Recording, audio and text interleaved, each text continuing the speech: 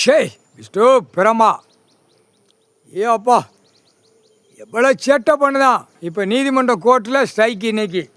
பாண்டிச்சேரி தமிழ்நாடு, இப்போ தமிழ்நாடு பாண்டிச்சேரி, இப்போ டெல்லி, எல்லா நீதிமன்றத்திலையும் இப்போ வழக்கறிஞர்களால் சேட்டை இருக்கிறனால இப்போ நீதிபதியை பூரா ஸ்ட்ரைக் எடுக்க விடுவார். அப்போ தான் உள்ளே பூந்து விளையாடுவார். அப்போ தான் விளையாட்டு இருக்குது. இப்போ புரியுதா?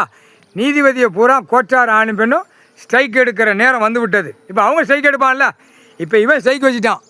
அந்த ஸ்ட்ரைக்கு வரையில் ஐயா தான் நிற்பார். நீதிபதி ஜட்ஜி கோட்டார் ஆணும் பெண்ணும் ஸ்ட்ரைக் வரையில் ஐயா உள்ளே பூந்து நிற்பார். அப்போ கீழே இவனை கொக்கியை போட்டாதான் இவன்லேருந்து வெளியில் தப்பிச்சு போகிறான்ல அவனை கொக்கி போட்டு தூக்க முடியும். இடத்த பூரா பூமியை அழிச்சு வச்சுருக்கான். அப்படியே இல்லை இந்த செம்மத்தில் தண்டனை வாங்கி தான் போவேன். நல்லா அவன் பொண்டாட்டி பிள்ளைய 24 மணி நேரம் கொஞ்சி கொலாயி எப்படி ஏரியெல்லாம் அடிக்க முடியாது. அப்படி பிறண்டுக்கோ நக்கிக்கோ. சரியா? நாக்கை போட்டு நக்கிக்கோ. அப்புறம் சேட்டை பண்ணி வச்சுருக்க. உன் சேட்டை ஆன்லைனில் உள்ள கணக்கு, ஆதார கார்டு, ரேஷன் கார்டு, உன்னுடைய பேங்க் வர சில பூரா பிடிப்பாங்க. புரியா? இது என்ன காரணம்? ஏன்னா ஏழை எளிய மக்கள் பூரா சாப்பாடு உணவு இல்லாமல், ஆடு மாடு கோழி பறவைகள் சாப்பாடு உணவு இல்லாமல் அதுக்கு காவாசி தான் கிடைக்கும்.